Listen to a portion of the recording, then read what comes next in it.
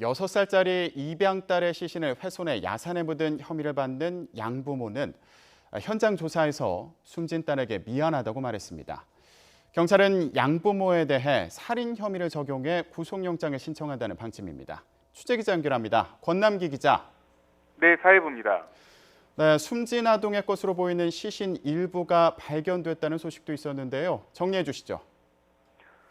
네, 경찰은 어제 오후 5시쯤 경기도 포천의 한 야산에서 숨진 6살 어린이의 시신으로 추정되는 뼈 조각을 발견했습니다. 경찰은 오늘날 양 아버지를 데리고 현장을 방문해 시신을 묻은 곳이 맞다는 진술을 확보했습니다. 양 아버지는 현장 조사에 앞서 숨진 딸에게 할 말이 없느냐는 취재진의 질문에 미안하다는 말을 하기도 했습니다. 경찰은 이후 양 아버지의 집으로 이동해 오후 1시 45분쯤까지 압수수색을 벌였는데요.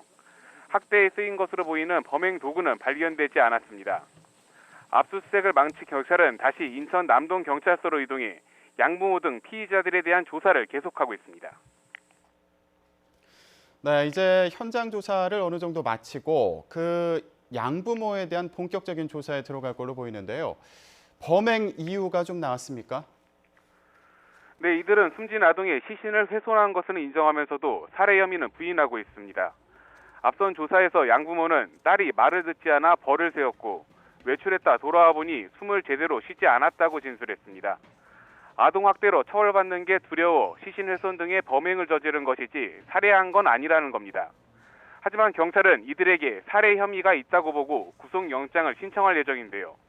경찰은 이들이 학대의 흔적을 감추기 위해 시신을 훼손한 것으로 보고 있습니다. 네, 피해 아동의 친어머니가 있다고 하던데 이 양부모들이 친어머니를 속였다는 정황도 있다고요. 어떻게 된 건가요? 네, 숨진 아동의 양어머니는 지난 1일쯤 평소 서로 알고 지내는 딸의 친모에게 아이가 실종됐다는 전화를 한 것으로 확인됐습니다. 수양딸이 숨진 것이 지난달 29일이니까 이미 숨진 걸 알면서도 친모에게 전화를 걸어 실종됐다고 태연하게 거짓말을 한 셈입니다.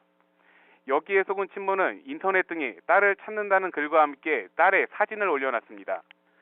인터넷에 올라온 글은 실종된 딸을 애타게 찾고 있다. 혼자 얼마나 무서울지 상상도 하기 힘들다는 등 딸을 찾는 내용입니다. 경찰은 오늘 친모도 불러 그동안 있었던 일에 대해 물을 예정입니다. 오늘 조사를 통해 숨진 아동이 입양된 구체적인 과정 등이 드러날 것으로 보입니다. 지금까지 사회부에서 전해드렸습니다.